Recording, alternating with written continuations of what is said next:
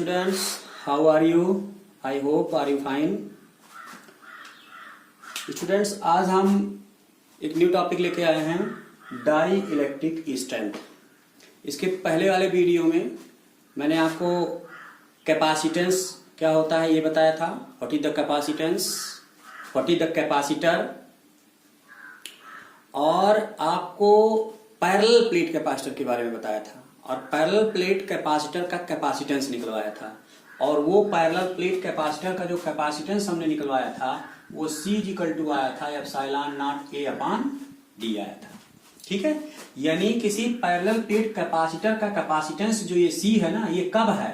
जब उस parallel plate capacitor के मिडिल में क्या हो, एयर हो, क्या हो, एयर हो, या क्या हो, वैक्यूम हो। तो ये जो कैपेसिटेंस का फार्मूला है वो कौन से कैपेसिटर का है? पैरेलल प्लेट कैपेसिटर का है, when the air or vacuum between the plates है। ठीक है, आगे हम जानेंगे आज डाइलेक्ट्रिक स्ट्रेंथ क्या होती है। चलिए, डाइलेक्ट्रिक स्ट्रेंथ आपको जानने से पहले मैं आपको एक चीज बता दूं कि अगर आपकी ये दो प्लेटें हों, एक प्लेट ये हो और दूसरी प्लेट ये हो, ठीक है, थोड़ा दूर ले लेते हैं, दूसरी प्लेट आपकी यहां ले लेते हैं, ठीक है, और इन दोनों प्लेट पर इक्वल और अपोजिट चार्ज है। इस पर प्लस क्यू चार्ज है और इस पर माइनस क्यू चार्ज है। यहाँ कैसा चार्ज? पॉजिटिव चार्ज, और यहाँ कैसा चार्ज? Negative charge. अब अगर हम इनके बीच कोई डाइलेक्ट्रिक स्लैब रख दें, कोई डाइलेक्ट्रिक स्लैब रख दें, डाइलेक्ट्रिक क्या होता है? डाइलेक्ट्रिक स्लैब जैसे पेपर रख दें या पायरेक्स ग्लास रख दें या माइका रख दें, अगर इसमें कोई डाइलेक्ट्रिक मटेरियल रख देंगे तो क्या हो जाएगा? मैंने आपको पिछले वीडियो में बताया था कि अगर ये सिंगल प्लेट हो और इसके समीप दूसरी प्लेट रख देते हैं, दूसरी प्लेट रख देते हैं, तो इंडक्शन के थ्रू अगर इस पर पॉजिटिव चार्ज है तो इस पर क्या आ जाता है? नेगेटिव चार्ज आ जाता है, और ये क्या आ जाता है? कैपेसिटर बन जाता है। इसके रख देने से इसका पोटेंशियल क्या आ जाता है? डिक्रीज, और इसके पोटेंशियल डिक्रीज होने से इसका कैपेसिटेंस क्या हो जाता है? इंक्रीज हो जाता है। ठीक है, यानी charge of storing of charge, capability of storing of charge क्या जाती है? इंक्रीज हो जाती है। चलिए, तो इसके बीच हमने आपको ये रख दिया, एक क्या, एक रख दिया आपको पेपर या पायरेक्स ग्लास या माइका रख दिया, यानी एक डाइलेक्ट्रिक मटेरियल का एक स्लैब रख दिया। जब हम डाइलेक्ट्रिक मटेरियल का एक स्लैब रख देंगे तो हम जानते हैं कि कोई भी डाइलेक्ट्रिक मटेरियल जो होता है वो इंसुलेटर होता है। क्या होता है? वो इंसुलेटर होता है। और जब ये इंसुलेटर होता है तो इस इंसुलेटर्स के जो मॉलिक्यूल्स होते हैं, मान लीजिए कि ये इसके मॉलिक्यूल्स हैं, क्या है? इसके मॉलिक्यूल्स हैं, क्या है? ये मॉलिक्यूल्स हैं। जब इसको इसके बीच रखेंगे तो आप देखते हैं कि ये पॉजिटिव चार्ज है और ये नेगेटिव चार्ज है, तो यहाँ इलेक्ट्रिक फील्ड का डायरेक्शन क्या होगा? यूं होगा। ठीक है, ये किसका डायरेक्शन होगा? इलेक्ट्रिक फील्ड का। जब स्लैब नहीं था तो इलेक्ट्रिक फील्ड का डायरेक्शन भाई ये था, इसको हमने E0 लिख लिया। E0 इसलिए लिख रहे हैं कि E0 तब इलेक्ट्रिक फील्ड है जब स्लैब नहीं था, अर्थात प्लेट्स के बीच क्या था? एयर था, तब इलेक्ट्रिक फील्ड क्या है? E0 है। किसके कारण? इस पॉजिटिव और नेगेटिव चार्ज के कारण है। अब जब इसको हम रखेंगे तो इस electric field, external electric field के कारण इस डाइलेक्ट्रिक स्लैब के मॉलिक्यूल्स क्या होंगे? पोलराइज होंगे। पोलराइज होने का मतलब क्या है? उनका जो पॉजिटिव चार्ज है वो नेगेटिव प्लेट की ओर खींच जाएगा और जो नेगेटिव चार्ज है वो पॉजिटिव प्लेट की तरफ खींच जाएगा। ठीक है, यूं, ऐसे। ठीक, ये देखिए, यूं, ऐसे। ठीक है, इधर क्या पॉजिटिव, इधर क्या नेगेटिव, इधर नेगेटिव, इधर पॉजिटिव, इधर नेगेटिव, इधर पॉजिटिव, इधर नेगेटिव, इधर पॉजिटिव। देखिए, सारे नेगेटिव इधर और सारे पॉजिटिव इधर आ गए। अब देखिए भाई, बीच वालों को जरा देखिए, स्लैब के देखिए, ये नेगेटिव, ये पॉजिटिव, कैंसिल, ये पॉजिटिव, नेगेटिव, कैंसिल, ये पॉजिटिव, नेगेटिव, कैंसिल, ये negative, positive, cancel, positive, negative, cancel, negative, positive, cancel, positive, negative, cancel, negative, positive, cancel. तो आप देखिए, ये जो हम डॉटेड लाइन खींच रहे हैं, ये क्या खींच रहे हैं? Dotted line. ये डॉटेड लाइन के बीच के जो पॉजिटिव नेगेटिव है, दूसरे को क्या कर देंगे? कैंसिल कर देंगे। एक दूसरे को क्या कर देंगे? ये कैंसिल कर देंगे। एक दूसरे को ये क्या कर देंगे? कैंसिल कर देंगे। तो जब ये एक दूसरे को कैंसिल कर देंगे तब देखिए, ये जो डाइलेक्ट्रिक स्लैब है, इसके इस एंड पर कौन सा चार्ज बच गया? पॉजिटिव चार्ज आ गया, और इस पर कौन सा चार्ज बच गया? नेगेटिव चार्ज आ गया। कौन सा चार्ज आ गया? Negative charge. ये क्या ब्रेक नहीं हुए है? ये चार्ज क्या हो गए? कैंसिल हो गए। तो इसके इस एंड पर क्या हो गया? नेगेटिव, और इस एंड पर क्या हो गया? पॉजिटिव। इस तरह से जब हम किसी डाइलेक्ट्रिक स्लैब को दो प्लेट्स के बीच में रख देते हैं किसी एक्सटर्नल इलेक्ट्रिक फील्ड E0 में, तब वो पोलराइज होने के कारण जो जो एंड पॉजिटिव एंड की तरफ होता है, पॉजिटिव प्लेट की ओर होता है, उस पर क्या आ जाता है, नेगेटिव चार्ज हो जाता है, और दूसरे एंड पर कैसा चार्ज हो जाता है, पॉजिटिव चार्ज हो जाता है। लाइक दिस, आप यहां देख लीजिए, देखिए दूसरा फिगर इसका ये है, एक प्लेट ये, दूसरी प्लेट ये पॉजिटिव प्लेट और ये नेगेटिव प्लेट, और ये देखिए दोनों के बीच इलेक्ट्रिक फील्ड क्या है, ई नॉट। और हमने जब ये डाइलेक्ट्रिक स्लैब रखा तो उसमें पोलराइजेशन के कारण एक इलेक्ट्रिक फील्ड, चूंकि देखिए इस एंड पर क्या चार्ज आ गया, पॉजिटिव, इस एंड पर क्या चार्ज आ गया, नेगेटिव, तो पोलराइजेशन के कारण जो इलेक्ट्रिक फील्ड इसके अंदर स्लैब के अंदर, जो इंसुलेटिंग स्लैब के अंदर जो था, वो इलेक्ट्रिक फील्ड कितना हो गया, ईपी हो गया, क्योंकि पॉजिटिव इधर है नेगेटिव इधर है, इसलिए इसका डायरेक्शन इसके अपोजिट हो गया। ठीक है, अब देखिए जैसे जैसे हम इस एक्सटर्नल इलेक्ट्रिक फील्ड की स्ट्रेंथ को क्या करते हैं, बढ़ाते हैं, एक्सटर्नल इलेक्ट्रिक फील्ड की स्ट्रेंथ को क्या करते हैं, बढ़ाते हैं, वैसे वैसे इनका पोलराइजेशन जो होता है वो बढ़ता जाता है, इनके बीच की डिस्टेंस क्या होती है, बढ़ती जाती है। ये जब पोलराइज होते हैं तो जब बहुत ज्यादा इलेक्ट्रिक फील्ड लगा देते हैं ना, तो ये ब्रेक हो जाते हैं, क्या हो जाते हैं, ब्रेक। और जब ये ब्रेक हो जाते हैं तो इनकी जो प्रॉपर्टी है कि ये क्या होते हैं, इंसुलेटर होते हैं, वो इंसुलेटिंग प्रॉपर्टी इनकी खत्म हो जाती है। बहुत ज्यादा इलेक्ट्रिक फील्ड लाने से इनके अंदर क्या हो जाता है, ब्रेक डाउन ये हो जाते हैं, और ब्रेक डाउन माने टूट जाते हैं, और उस टूटने के कारण यह इंसुलेटिंग मटेरियल नहीं रह जाता है, यानी इसकी इंसुलेटिंग प्रॉपर्टी क्या हो जाती है, समाप्त हो जाती है। ठीक है, तो वह मैक्सिमम इलेक्ट्रिक फील्ड जो ये विदाउट ब्रेकडाउन के यानी बिना ब्रेकडाउन हुए, या यूं कह लें कि बिना अपनी इंसुलेटिंग प्रॉपर्टी खोए हुए क्या कर जाए, बियर कर जाए, सहन कर जाए, उसे इस मटेरियल का क्या कहते हैं, डाइलेक्ट्रिक स्ट्रेंथ कहते हैं। तो इस तरह से डाइलेक्ट्रिक स्ट्रेंथ की जो डेफिनेशन हो जाएगी वो ये है कि the maximum electric field that can exist in A dielectric without causing the breakdown of its insulating property is called dielectric strength। तो डाइलेक्ट्रिक स्ट्रेंथ क्या भाई, डाइलेक्ट्रिक स्ट्रेंथ किसी डाइलेक्ट्रिक मटेरियल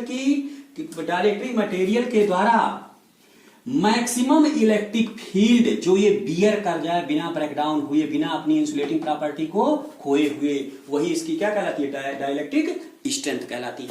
अब इस डाइलेक्ट्रिक स्ट्रेंथ की जो यूनिट होती है ना, वो same to same electric field की होती है। इलेक्ट्रिक फील्ड की जो होती है यूनिट, वो क्या होती है, वोल्ट पर मीटर होती है। क्या होती है, वोल्ट पर मीटर। बट जनरली इसकी जो यूनिट हम लेते हैं वो हम लेते हैं किलो वोल्ट में, किलो वोल्ट पर mm में लेते हैं। तो किलो वोल्ट पर millimetre is the unit of dielectric strength. Dielectric strength is the maximum electric field that can bear by a insulating material without breakdown और without breakdown or without losing its insulating property। ठीक है, तो ये हो गया क्या हमारा dielectric strength. देखिए हम कुछ मटेरियल लिख रहे हैं। देखिए वैक्यूम है, वैक्यूम का जो डाइलेक्ट्रिक कांस्टेंट है वो 1.00 है। डाइलेक्ट्रिक कांस्टेंट मतलब K 1.00 है। एयर का क्या है 1.0054 है। लेकिन डाइलेक्ट्रिक स्ट्रेंथ कितनी है, वैक्यूम की इनफाइनाइट है डाइलेक्ट्रिक स्ट्रेंथ, यानी कितना भी लगा दिया जाए ये बियर कर जाएगा। जबकि एयर का क्या है डाइलेक्ट्रिक स्ट्रेंथ 0.8। ऐसे पेपर अगर ले लें तो पेपर का डाइलेक्ट्रिक कांस्टेंट 3.5 है, बट उसका डाइलेक्ट्रिक स्ट्रेंथ कितना है 14 है। पायरेक्स ग्लास ले लें तो पायरेक्स ग्लास का डाइलेक्ट्रिक कांस्टेंट 4.5 है, बट उसका अगर हम डाइलेक्ट्रिक स्ट्रेंथ की बात करें तो वो क्या है 13 किलो वोल्ट पर मिलीमीटर है। माइका अगर ले लें तो माइका का डाइलेक्ट्रिक कांस्टेंट 5.4 है। डाइलेक्ट्रिक कांस्टेंट की कोई यूनिट नहीं होती है, और अगर उसके हम डाइलेक्ट्रिक स्ट्रेंथ की बात करें तो वो कितना हो जाएगा 160 किलो वोल्ट पर mm हो जाएगा। तो ये था dielectric strength. Dielectric strength means maximum electric field that can exist in a dielectric slab without causing the breakdown of its insulating property। बिना इंसुलेटिंग प्रॉपर्टी के जितना मैक्सिमम इलेक्ट्रिक फील्ड वो बियर कर जाएगा उसे हम उसका क्या कहेंगे, डाइलेक्ट्रिक स्ट्रेंथ कहेंगे। और कुछ मटेरियल्स का आपको दे दिया गया है।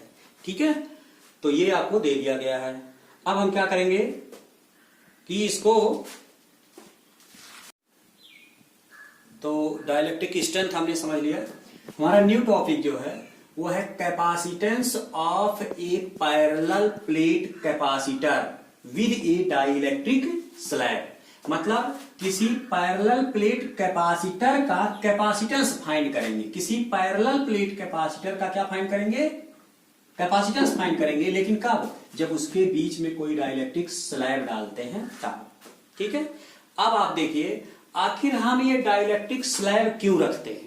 तो आपको अभी पता चल जाएगा कि डाइलेक्ट्रिक स्लैब अगर हम रख देते हैं तो उसके चार्ज या एनर्जी स्टोर करने की एबिलिटी क्षमता इंक्रीज हो जाती है, और ज्यादा इंक्रीज हो जाती है। तो अगर हम ना रखें इसको, डाइलेक्ट्रिक स्लैब को ना रखें, तो वह एयर का पैरेलल प्लेट एयर कैपेसिटर कहलाता है। और अगर डाइलेक्ट्रिक स्लैब रख दें तो वो क्या कहलाता है? पैरेलल प्लेट कैपेसिटर विद ये डाइलेक्ट्रिक स्लैब कहलाता है। ठीक है, तो डाइलेक्ट्रिक स्लैब करने से, रख देने से क्या हो जाता है? उसका कैपेसिटेंस यानी चार्ज एनर्जी के स्टोर की कैपेबिलिटी और ज्यादा इंक्रीज हो जाती है। ठीक है, अब देखेंगे आप अभी रिजल्ट में कि कितना बढ़ जाता है, कितना इंक्रीज कर जाता है। ठीक है, तो हमें क्या निकालना है? इस पैरेलल प्लेट कैपेसिटर के कैपेसिटेंस का फॉर्मूला निकालना है, जबकि इसके प्लेट्स के बीच में एक स्लैब रख दिया गया। तो देखिए हमने ये एक पैरेलल प्लेट कैपेसिटर रख लिया। ये जो है वो इसकी फर्स्ट प्लेट है और ये इसकी सेकंड प्लेट है। फर्स्ट प्लेट पर प्लस क्यू चार्ज और सेकंड प्लेट के इनर सरफेस पर क्या है? माइनस क्यू चार्ज है। ठीक है, अब अगर ये प्लस क्यू चार्ज है और ये माइनस क्यू चार्ज है तो इलेक्ट्रिक फील्ड जो हो गया, electric field E not produce हो गया। ये वही इलेक्ट्रिक फील्ड ई है, बट हमने इस स्पेशल फार्मूले के लिए ई को हमने ई नॉट लिख लिया है और कोई अंतर नहीं है। ई नॉट मतलब कि जब प्लेट ना रखा गया हो तब इलेक्ट्रिक फील्ड कितना था। ठीक है, तो E naught is the electric field between the two plates when the dielectric slab is not inserted between the plates. Okay, तो ई नॉट हो गया। अब देखिए ई नॉट का डायरेक्शन क्या होगा? Positive plate to negative plate. अब जब हम प्लेट रख देंगे तो जैसे ही प्लेट रखेंगे इस इलेक्ट्रिक फील्ड ई नॉट के कारण ये प्लेट क्या हो जाएगा? पोलराइज हो जाएगा और इधर वाले सरफेस पर जो पॉजिटिव प्लेट के करीब है उस पर नेगेटिव चार्ज हो जाएगा और जो नेगेटिव प्लेट के समीप उस पर पॉजिटिव चार्ज हो जाएगा। तो जैसे ही इस पर नेगेटिव पॉजिटिव चार्ज हो जाएंगे, इस साइड डाइलेक्ट्रिक स्लैब के भीतर एक इलेक्ट्रिक फील्ड प्रोड्यूस हो जाएगा। किसके कारण? पोलराइजेशन के कारण। तो जब पोलराइजेशन के कारण इसके भीतर अंदर केवल जो इसकी थिकनेस है ना, थिकनेस कितनी ली गई है? टी ली गई है। उस थिकनेस टी के अंदर स्लैब के अंदर इलेक्ट्रिक फील्ड प्रोड्यूस हो गया। कितना? ईपी। ईपी मतलब पोलराइजेशन और ई मतलब इलेक्ट्रिक फील्ड। तो पोलराइजेशन के कारण इलेक्ट्रिक फील्ड। अब देखिए इधर प्लस है इधर माइनस, तो ये इलेक्ट्रिक फील्ड क्या हो गया भाई? अपोजिट डायरेक्शन में हो गया। किसके? ई नॉट के। ठीक है, अब बताइए आप कि जो डाइलेक्ट्रिक स्लैब है, उस डाइलेक्ट्रिक स्लैब की थिकनेस कितनी है? टी है। डाइलेक्ट्रिक स्लैब की थिकनेस कितनी है? टी है। पहले से इलेक्ट्रिक फील्ड कितना था? ई नॉट। बाद में कितना हो गया? ईपी हो गया। बाद में कितना हो गया? ईपी। तो ई नॉट माइनस ईपी, हमेशा ईपी जो होता है ई नॉट से लेस ही रहेगा, अधिक नहीं हो सकता, क्योंकि वो एक्सटर्नल है और ये इंटरनल, ये उसी के कारण तो ये प्रोड्यूस हो रहा है, इसलिए उसके बराबर कभी नहीं हो सकता है। उसके बराबर कहां होता है? अगर हम किसी मेटल को रख दें, किसी कंडक्टर को रख दें, तब उसके इक्वल टू होता है। मेटल नहीं रखा, हमने इंसुलेटर रखा है। तो ई नॉट माइनस ईपी ये कहां एग्जिस्ट करेगा? किस रीजन में एग्जिस्ट करेगा? ये केवल थिकनेस टी में एग्जिस्ट करेगा। कहां एग्जिस्ट करेगा? थिकनेस टी में ये एग्जिस्ट करेगा। तो E naught minus EP electric field exist करेगा केवल डाइलेक्ट्रिक स्लैब में। कैसे भाई? पहले क्या था? ई नॉट, बाद में क्या प्रोड्यूस हुआ? ईपी, और दोनों का डायरेक्शन क्या है? अपोजिट, इसलिए रिजल्टेंट कितना हो जाएगा? ई नॉट माइनस ईपी हो जाएगा। तो ये जो ई नॉट माइनस ईपी है वो कितने रीजन में एग्जिस्ट किया? कितने रीजन में एग्जिस्ट किया? टी रीजन में। अब बताइए दोनों प्लेट के बीच की डिस्टेंस क्या है? डी, और ये जो इंसुलेटिंग प्लेट है इसकी थिकनेस कितनी है? टी। तो कुछ स्पेस इधर खाली बच गया, कुछ इधर स्पेस खाली बच गया। वो कितना हो जाएगा भाई? वो डी में से टी को क्या कर दें? माइनस। तो जो हमारा डी माइनस टी डिस्टेंस बचेगा, उस डी माइनस टी में कौन सा इलेक्ट्रिक फील्ड होगा भाई? ई नॉट होगा। तो ई नॉट इलेक्ट्रिक फील्ड कहां एग्जिस्ट करेगा? डी माइनस टी में। तो देखिए स्लैब के भीतर electric field E naught minus EP, क्योंकि दोनों का डायरेक्शन अपोजिट है। और जो खाली रिक्त स्थान बच गया बगल में दोनों तरफ, उसमें इलेक्ट्रिक फील्ड कितना? पहले से ही था ई नॉट, तो वो हो गया ई नॉट। तो ई नॉट कहां एग्जिस्ट करेगा? डी माइनस टी में एग्जिस्ट करेगा। ओके, अब देखिए अब हम क्या करेंगे, हमें क्या निकालना भाई, इसका हमें कैपेसिटेंस निकालना है। क्या निकालना है, कैपेसिटेंस। कैपेसिटेंस का फार्मूला जस्ट होता है C equal to Q upon v, general formula है एकदम। Capacitance C equal to charge Q upon potential difference between the plates. अब बताइए, चार्ज तो हमें पता है कि दोनों प्लेट्स पर Q है, तो Q तो हमें पता है, बट हम क्या निकालेंगे, दोनों प्लेट्स के बीच का क्या निकालेंगे, इलेक्ट्रिक पोटेंशियल डिफरेंस निकालेंगे। तो we find the potential difference between the two plates. ठीक है, अगर हम V फाइंड कर लें और इस V की वैल्यू यहां रख दें तो हमें इसका कैपेसिटेंस का फार्मूला इजीली मिल जाएगा। ओके, चलिए, तो इसमें अब हम क्या करेंगे कि देखिए, अगर प्लेट्स ना होता तो कैपेसिटेंस का फार्मूला ये होता है, ये आपको बताया गया है। आप इसको मान लीजिए इक्वेशन नंबर 1, शुरुआत यहीं से करेंगे। ठीक है, तो हमें क्या फाइंड करना है, पोटेंशियल। लेकिन हम सबसे पहले फार्मूला लिख लिया किसके, किसी एयर कैपेसिटेंस का, जिसके किसी एयर कैपेसिटेंस के कैपेसिटेंस का फार्मूला हमने लिख लिया जब प्लेट्स के बीच एयर हो। तो C naught equal to epsilon naught A upon D। A क्या है भाई, ये जो प्लेट्स है ना, ये प्लेट जिस पर प्लस की और माइनस की चार्ज है, उस प्लेट की एरिया है, और D क्या है, दोनों प्लेट्स के बीच की डिस्टेंस है। ठीक है, अब देखिए हमें निकालना क्या है, दोनों प्लेट्स के बीच का पोटेंशियल डिफरेंस। तो देखिए पीडी माने पोटेंशियल डिफरेंस बिटवीन द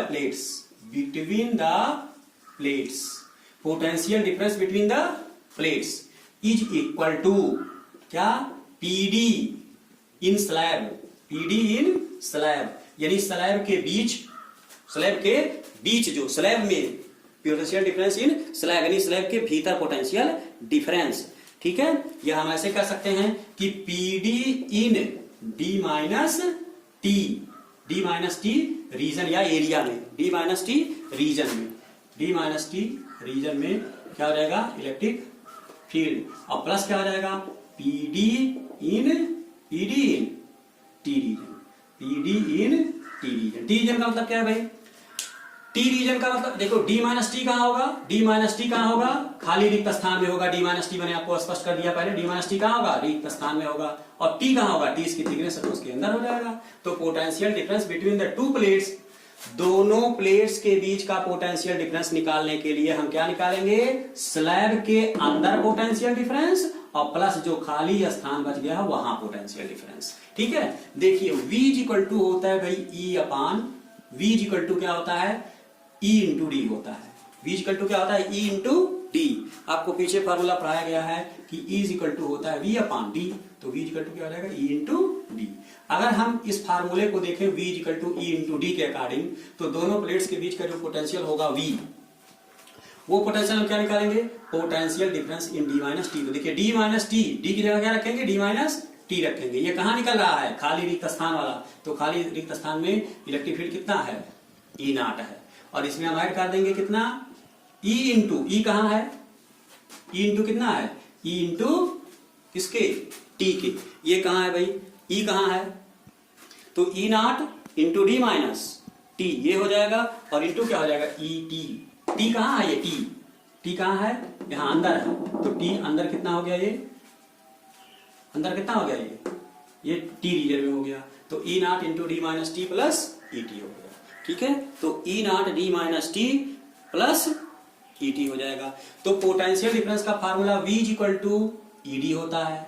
अब हम क्या करेंगे, डी माइनस टी रीजन में जो हमारा पोटेंशियल है, डी माइनस टी रीजन में जो हमारा इलेक्ट्रिक फील्ड है, वो क्या है, E नॉट, क्या है, E नॉट है। तो हमने उसको क्या कर दिया उसको E naught into D minus t, और दूसरा क्या हुआ, E, और E इंटू टी के। ठीक है, ये E क्या है, ये यही है E, ध्यान रहे, ये यही है E naught minus E P equal to क्या है, E है, कहां, T रीजन में है, तो उसको हमने रख दिया E टी। मेन एक लाइन यही है, इस फार्मूले से हमने E naught into D minus T, कहां हो गया, डी माइनस टी कहां हो जाएगा, खाली रिक्त स्थान वाला, और T इंटू E क्या है, इन दोनों का रिजल्टेंट है, E इंटू टी क्या हो गया, स्लैब में हो गया। अब आपको कुछ करना नहीं है, एक फार्मूला होता है E is equal to E naught upon K क्या है, उस डाइलेक्ट्रिक स्लैब का डाइलेक्ट्रिक कांस्टेंट है K।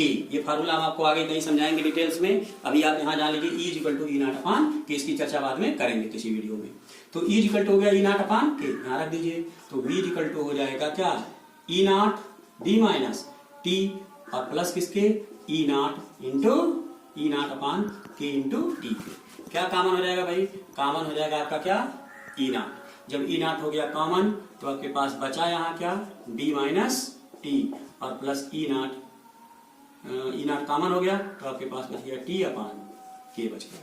अब देखिए ई नॉट क्या है भाई, ई नॉट इलेक्ट्रिक फील्ड है जब स्लैब नहीं रखा गया था। तो आप जानते हैं कि जब दो प्लेट्स होती हैं तो दो प्लेट्स के बीच में जो इलेक्ट्रिक फील्ड ई होता है वो क्या होता है भाई, सिग्मा अपान एप्सिलॉन नॉट होता है। कितना होता है, सिग्मा अपान एप्सिलॉन नॉट। और सिग्मा इक्वल टू क्या होता है, क्यू अपान ए होता है एप्सिलॉन नॉट। तो हो जाएगा क्यू एप्सिलॉन नॉट अपान ए। पुराने वीडियो में ये सब आपको क्लियर होना चाहिए कि ई नॉट यानी E equal to sigma upon epsilon naught. किसके, दो पॉजिटिव और नेगेटिव प्लेट्स के बीच इलेक्ट्रिक फील्ड का formula sigma upon epsilon naught और sigma equal to Q upon ए।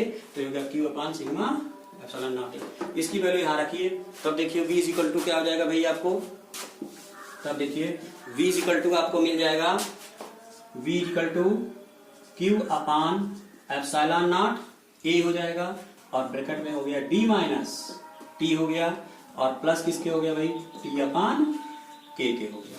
ठीक है, ये हमारा निकल गया प्लेट्स के बीच पोटेंशियल। फार्मूला क्या कहता है भाई, c इक्वल टू क्यू अपान क्या कहता है, v के। c इक्वल टू क्यू का क्यू पड़ा रह गया, नीचे क्या हो गया भाई, क्यू एप्सिलॉन नॉट ए और क्या हो गया भाई, डी माइनस टी और प्लस टी अपान के हो गया।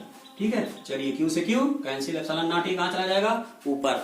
जब एप्सिलॉन नॉट ए ऊपर जाएगा तब देखिए आपको क्या हो जाएगा ये, तब देखिए ये क्या हो जाएगा आपको, तब ये c इक्वल टू हो जाएगा कितना, एप्सिलॉन नॉट ए अपान कितना, डी माइनस टी और प्लस टी अपान के हो जाएगा। ये क्या हो गया, यही फार्मूला हो गया किसी पैरेलल प्लेट कैपेसिटर के कैपेसिटेंस का फार्मूला विद डाइलेक्ट्रिक स्लैब। यानी this is the capacitance of a parallel plate capacitor with dielectric slab. तो c equal to epsilon naught a d minus T plus t upon K हो जाएगा। ठीक है, चलिए इसमें कुछ स्पेशल केसेज ले लेते हैं। अगर कुछ स्पेशल केसेज में ये मेन फार्मूला आपको निकल गया, कुछ स्पेशल केसेज में इसका आपको नोट्स दिया जा चुका है, नोट्स आपको नहीं लिखना, केवल समझना है। अगर हम पहला केस ये ले लें कि भाई t जो है t वो d के क्या हो गया, इक्वल, यानी जो हमने स्लैब रखा वो एक ऐसा स्लैब रख दिया जो दोनों प्लेट को टच कर गया, जो दोनों प्लेट को क्या कर गया, टच कर गया। तो जब एक ऐसा प्लेट रख देंगे जो दोनों प्लेट को क्या कर जाए, टच कर जाए, तो t किसके इक्वल टू हो जाएगा, d। अब इस फार्मूले में t इक्वल टू d रख दीजिए, तो epsilon naught A epsilon naught A हो गया। अब एप्सिलॉन नॉट ए और देखिए यहाँ d माइनस डी हो जाएगा और प्लस टी अपान के, डी माइनस डी जीरो, के कहां चला जाएगा ऊपर, तो c इक्वल टू हो गया के epsilon naught A upon D. ठीक है, ये हो गया। देखिए अब ये फार्मूला क्या कह रहा है, ये फार्मूला देखिए c इक्वल टू क्या हो जाएगा, K into C naught. C naught क्या है भाई, देखिए सी नॉट यहां से लिखिए, epsilon naught A upon D की वैल्यू क्या है, सी नॉट। तो ये हो गया c equal to K epsilon naught. इसका मतलब क्या हुआ, c नॉट क्या था, जब स्लैब नहीं था तब उसका कैपेसिटेंस था, और c कब है, जब स्लैब हो गया। इसका मतलब स्लैब रखने पर कितना गुना बढ़ जा रहा है कैपेसिटेंस, k गुना इंक्रीज हो जा रहा है। अब मान लीजिए आपने k वाटर ले लिया, वाटर का कितना होता है, 80 होता है, तो 80 टाइम्स क्या हो जाएगा, उसका कैपेसिटेंस इंक्रीज हो जाएगा। तो अब आपने देखा, अब अगर डाइलेक्ट्रिक स्लैब रखेंगे तो डाइलेक्ट्रिक स्लैब रखने पर कैपेसिटेंस क्या हो जाता है, k टाइम्स इंक्रीज हो जाता है। यानी किसी डाइलेक्ट्रिक स्लैब के रखने पर c directly proportional k, c directly proportional a और c inversely proportional 1 upon d, यानी प्लेट पास पास रखना होता है। तो अब देखिए पैरेलल प्लेट कैपेसिटर का कैपेसिटेंस डाइलेक्ट्रिक स्लैब के लिए तीन चीजों पर निर्भर करने लगा, k पर, a पर और d पर। d उनके बीच की डिस्टेंस, a प्लेट की एरिया और k क्या है, डायरेक्ट्रिक कांस्टेंट है। डायरेक्ट्रिक कांस्टेंट k को इंक्रीज करेंगे, इंक्रीज करेगा, प्लेट की एरिया इंक्रीज करेंगे तो भी क्या करेगा, इंक्रीज करेगा। ठीक है, अब देखिए अगर दूसरा इसी में हम केस ले लें, और दूसरा केस ये ले लें कि t इक्वल टू हो जाए d बाई 2, यानी आधे ही डिस्टेंस में रख दिया, आधे डिस्टेंस में नहीं रखा। तो ये c इक्वल टू जो आपको मिलेगा वो मिलेगा 2k epsilon naught, 2k epsilon naught upon k plus 1 मिलेगा। ठीक है, सॉल्व करके देखेंगे तो c equal to 2k epsilon naught upon k plus 1 मिलेगा। तो इसमें भी क्या होगा, इंक्रीज ही हो जाएगा। ठीक है, तो इस तरह से किसी पैरेलल प्लेट कैपेसिटर का कैपेसिटेंस जो होता है c इक्वल टू k पर डिपेंड करता है, c इक्वल टू a पर डिपेंड करता है और c equal to 1 upon d पर डिपेंड करता है। Okay, thank you. देखिए इस तरह से आपने देखा कि c इक्वल टू आता है c naught k into C naught. C naught क्या है, किसी पैरेलल प्लेट कैपेसिटर का कैपेसिटेंस है जब उसके प्लेट्स के बीच एयर हो, और c क्या हो, जब कोई डाइलेक्ट्रिक स्लैब हो। तो यहाँ से देखिए k इक्वल टू क्या हो जाएगा भाई, k इक्वल टू हो जाएगा C/C0। और आपने k equal to first chapter में पढ़ा है क्या, k equal to first chapter में आपने पढ़ा है ε/ε0, और उसी चैप्टर में आपने k इक्वल टू पढ़ा है F/Fm। ठीक है, 3 फार्मूले। और जस्ट आज आपको बताया, हालांकि इसको मैंने डेरिवेशन नहीं बताया, लेकिन अभी आपको बताया k इक्वल टू किसके, E0/E के। तो देखिए ये चार फार्मूले सब किसके हैं, k के हैं। ठीक है, तो यहां से भी आप डायरेक्टिव कांस्टेंट की डेफिनेशन निकाल सकते हैं। आपको यहाँ बड़ा इजीली निकल जाएगा, उसमें कुछ आपको करना नहीं है, वो आपको मिल जाएगा। देखिए नेक्स्ट जो हमारा टॉपिक है वो है स्फेरिकल कैपेसिटर। देखिए आपको सिलिंड्रिकल कैपेसिटर तो सिलेबस में नहीं है, डायरेक्टली तो ये भी नहीं है, बट एनसीईआरटी के क्वेश्चन में पूछ लिया गया है इसको, इसलिए मैं आपको इसको भी करवा दे रहा हूं। स्फेरिकल कैपेसिटर होता क्या है? स्फेरिकल कैपेसिटर जैसे पैरेलल प्लेट कैपेसिटर में क्या होता है, 2 पैरेलल प्लेट होती हैं, 2 पैरेलल क्या होती हैं, प्लेट होती हैं। बट इसमें 2 पैरेलल प्लेट ना हो करके स्फेरिकल प्लेट्स होते हैं, स्फेरिकल सेल होते हैं। स्फेरिकल क्या होते हैं, सेल होते हैं। देखिए ये स्फेरिकल सेल हुआ कंसेंट्रिक सेल, दोनों का सेंटर क्या है, एक ही है, वो मान लीजिए O। इसकी रेडियस क्या है A, और इसकी रेडियस क्या है B है। ठीक है, इसके आउटर सरफेस पर कौन सा चार्ज देंगे, नेगेटिव चार्ज, और इसके आउटर सरफेस पर, ठीक है, नेगेटिव चार्ज, जो कि पूरे सेल के लिए इनर हो जाएगा। और इसका यहाँ पर क्या देंगे, क्या, पॉजिटिव चार्ज। इक्वल और अपोजिट चार्ज होना चाहिए। तो देखिए ये स्फेरिकल सेल कैसा चार्ज, पॉजिटिव, और ये स्फेरिकल सेल कैसा चार्ज, नेगेटिव चार्ज। ठीक है, तो जब ये नेगेटिव चार्ज पॉजिटिव चार्ज हो गया, तो यहाँ पर दोनों के बीच की डिस्टेंस कितनी होगी, b माइनस ए। पूरा रेडियस क्या है, यहाँ से यहाँ तक का रेडियस b, ये a, तो बीच की डिस्टेंस कितनी होगी, b माइनस ए। इस रेडियस में इलेक्ट्रिक फील्ड का डायरेक्शन क्या होगा, पॉजिटिव टू नेगेटिव। तो ये हो गया इलेक्ट्रिक फील्ड का डायरेक्शन हो गया। ठीक है, यहाँ कौन बताएगा भाई कि यहाँ इलेक्ट्रिक फील्ड कितना होगा? देखिए किसी स्फेरिकल सेल के भीतर कोई चार्ज होता नहीं है, तो सेल के भीतर सरफेस पर चार्ज होता है, तो सेल के भीतर क्या हो जाएगा, इलेक्ट्रिक फील्ड 0 हो जाएगा। तो अंदर इलेक्ट्रिक फील्ड 0, और यहाँ बाहर भी क्या होगा, इलेक्ट्रिक फील्ड 0 हो जाएगा बाहर के रीजन में। लेकिन अंदर इलेक्ट्रिक फील्ड कितना होगा, E होगा, जिसका direction plus charge to minus charge होगा। तो क्या हो गया, स्फेरिकल कैपेसिटर क्या होता है, स्फेरिकल कैपेसिटर क्या होता है, ये spherical capacitor consisting of 2 spherical shells of inner radii A and outer radii B। और दोनों के बीच की डिस्टेंस में कोई हम क्या रखेंगे, डाइलेक्ट्रिक स्लैब या डाइलेक्ट्रिक मटेरियल रख देंगे। क्या रखेंगे, डाइलेक्ट्रिक स्लैब या डाइलेक्ट्रिक मटेरियल रख देंगे। तो वो देखिए डाइलेक्ट्रिक स्लैब या डाइलेक्ट्रिक मटेरियल हमने नहीं रखा है।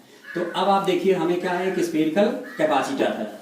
देखिए स्फेरिकल कैपेसिटर यहाँ देखिए बना हुआ फिगर है, ये जो है वो अंदर वाला स्फेरिकल सेल है, और ये जो है वो बाहर वाला स्फेरिकल सेल है। इस पर कैसा चार्ज है, प्लस क्यू चार्ज, और अंदर वाला क्या है, माइनस क्यू चार्ज। ये देखिए डायरेक्शन ऑफ इलेक्ट्रिक फील्ड हमने दिखाया किसकी तरफ, अंदर की तरफ। ठीक है, अंदर इलेक्ट्रिक फील्ड क्या 0, बाहर इलेक्ट्रिक फील्ड क्या 0। ठीक है, हमारा जो फॉर्मूला है वो फॉर्मूला हमें जो दिया जाता है, पोटेंशियल क्या फाइंड करेंगे, कैपेसिटेंस, उसी इक्वल टू क्या होता है, Q/V। तो Q तो चार्ज पता है, पोटेंशियल फाइंड करना है। यानी आउटर सेल और इनर सेल के बीच में ये जो एरिया है, जो रीजन है, उसी रीजन में हम क्या फाइंड करेंगे, दोनों प्लेट्स के बीच का पोटेंशियल डिफरेंस फाइंड करेंगे। ठीक है, देखिए आपको एक रिलेशन बताया मैंने, इलेक्ट्रिक फील्ड और पोटेंशियल डिफरेंस या पोटेंशियल ग्रेडियंट में रिलेशन, dV/dr होता है पोटेंशियल ग्रेडियंट। तो E = -dV/r, तो V = क्या हो जाएगा, -EdR के। क्या हो जाएगा, -EdR के। मान लीजिए हमने एक पॉइंट ले लिया P, दोनों सेल के भीतर एक पॉइंट क्या ले लिया P, और P से जाता हुआ एक गासियन सरफेस ड्रा कर दिया, जिसकी रेडियस कितनी है, R है। तो ये हमने ड्रा कर लिया एक गासियन सरफेस, किस रेडियस का, R रेडियस का। ठीक है, अब देखिए जब हमें फार्मूला दिया गया V = EdR, तो दोनों प्लेट्स के बीच का जो पोटेंशियल निकालेंगे हम, वो V = कितना, -EdR। फार्मूला क्या हमने यूज किया, E × dr। बट देखिए कहां से कहां तक, यहां से लेकर के और यहां तक, तो यहां से यहां तक की डिस्टेंस कितनी है, A है, और पूरी डिस्टेंस कितनी है, B। तो लोअर लिमिट क्या लगा दिया, A, और अपर लिमिट क्या लगा दिया, B। कहां से, A से लेकर के B तक, तो A से B तक E × dr के। ठीक है, अब देखिए E किधर की तरफ है, अंदर की तरफ, और जो रेडियस वेक्टर होता है वो हमेशा किधर की तरफ होता है, बाहर की तरफ होता है। इसलिए ये = देखिए dr इधर के डायरेक्शन में हो गया और E इधर के डायरेक्शन में, तो दोनों के बीच का एंगल कितना हो गया, 180। इसलिए हो जाएगा A to B EdR cos 180। cos 180 की वैल्यू क्या होती है, कांस्टेंट वैल्यू होती है -1। तो जब यहाँ -1 रखेंगे तो ये माइनस और ये माइनस मिलकर क्या हो जाएगा प्लस, और ई को हमने क्या कर लिया बाहर क्योंकि ई कांस्टेंट है, तो a2b dr आ गया। क्या आ गया a2b dr आ गया। अब देखिए ई की वैल्यू क्या है, ई को अभी बाहर नहीं करिए, ई को अंदर रहने दीजिए।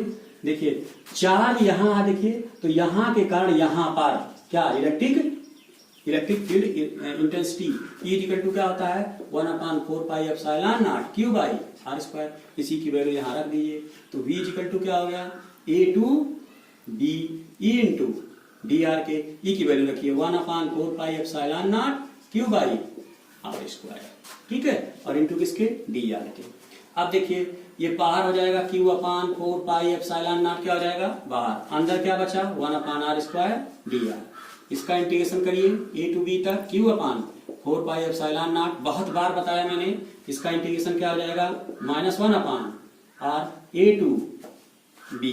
अगर हम इस माइनस साइन को यहां से बाहर निकाल लें तो हो जाएगा -Q4 pi epsilon not, r की जगह पे क्या रखेंगे पहले b, -1/r के प्लेस पर a, इसको अंदर कर देंगे तो ये हो जाएगा 1/4 pi epsilon not Q/4 pi epsilon naught, और जब ये माइनस अंदर जाएगा तो ये 1/a प्लस हो जाएगा और ये 1/b क्या हो जाएगा माइनस हो जाएगा। ये क्या निकल गया भैया पोटेंशियल निकल गया, ठीक है। जब ये पोटेंशियल निकल गया तो अब हमें क्या करना है, फार्मूला क्या है हमारे पास C इक्वल टू Q/V के, C इक्वल टू Q/V के, तो C इक्वल टू Q और V की वैल्यू क्या है Q/4 pi epsilon not 1/a minus 1/b। तो C इक्वल टू देखिए Q से Q cancel, 4 pi epsilon not गया ऊपर, अपान इन दोनों का एलसीएम ले लीजिए तो ये भी हो जाएगा एलसीएम, और यहाँ क्या हो जाएगा b माइनस a, फिर ये भी चला जाएगा ऊपर, तो 4 pi epsilon not ab upon b minus a हो जाएगा, ठीक है। ये क्या है किसी पैरेलल प्लेट के पास किसी स्फेरिकल कैपेसिटर के कैपेसिटेंस का फार्मूला है, जिसमें a और b उनके क्या है रेडियस है, b आउटर रेडियस है बड़े वाले स्फीयर का और a इनर वाले स्फीयर का। अब देखिए इसमें अगर c को हमें अधिक लेना है, c को क्या करना है इंक्रीज, c को बढ़ाना है, तो b माइनस ए कम से कम होना चाहिए, b माइनस ए क्या होना चाहिए कम से कम होना चाहिए। b माइनस ए कम से कम कब होगा जब दोनों स्फीयर लगभग सेम रेडियस के होंगे। मान लीजिए हमने b की वैल्यू ले लिया 100, b की वैल्यू क्या ले लिया 100 और a की वैल्यू हमने ले लिया 90, दोनों बड़े बड़े ले लिए, तो b माइनस ए भैया कितना आएगा केवल 10 आएगा, केवल क्या आएगा 10 आएगा।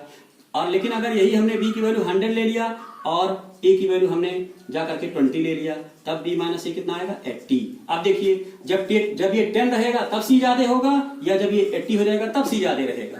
इसलिए हमेशा क्या करना होगा, हमें ये पूछा जाता है कि किसी स्फेरिकल कैपेसिटर का अगर कैपेसिटेंस बढ़ाना हो तो हमें क्या करना होगा, दोनों स्फीयर लगभग इक्वल रेडियस के लेने होंगे, यानी दोनों की रेडियस का अंतर अधिक ना हो, ठीक है। ये एकदम एक सेम नहीं लेंगे कि एक का 10 तो दूसरे का 10, लेकिन दोनों का अंतर कम से कम रखेंगे तो उसका कैपेसिटेंस क्या होगा ज्यादा होगा। चलिए अगर वो इनके प्लेट के बीच क्या रख देंगे, हम कोई डायरेक्ट्रिक स्लैब रख देंगे, तो देखिए E equal to 1/4 pi epsilon के यहाँ k आ जाता है, और यही k आपका फार्मूले में यहाँ आकर के ऐड हो जाएगा, तो C equal to 4 pi epsilon naught k AB upon b minus a हो जाएगा, ठीक है। तो ये हो गया स्फेरिकल कैपेसिटर। अब आपको नेक्स्ट वीडियो में हम देंगे कॉम्बिनेशन ऑफ द कैपेसिटर, यानी कैपेसिटर का कॉम्बिनेशन कैसे करते हैं। तो ऐसा करते हैं कि आपको ये समझ में आएगा, आप इसको देखिएगा और देखने के बाद आप लाइक कमेंट और शेयर जरूर करिए। आप करते नहीं हैं, इसलिए आपसे बार बार मैं कह रहा हूं कि आप उसको बताइए वीडियो समझ में आया नहीं आया, ये तो आप जरूर बताइए, ठीक है। कमेंट बॉक्स में जरूर आप कमेंट करिए। Okay, thank you.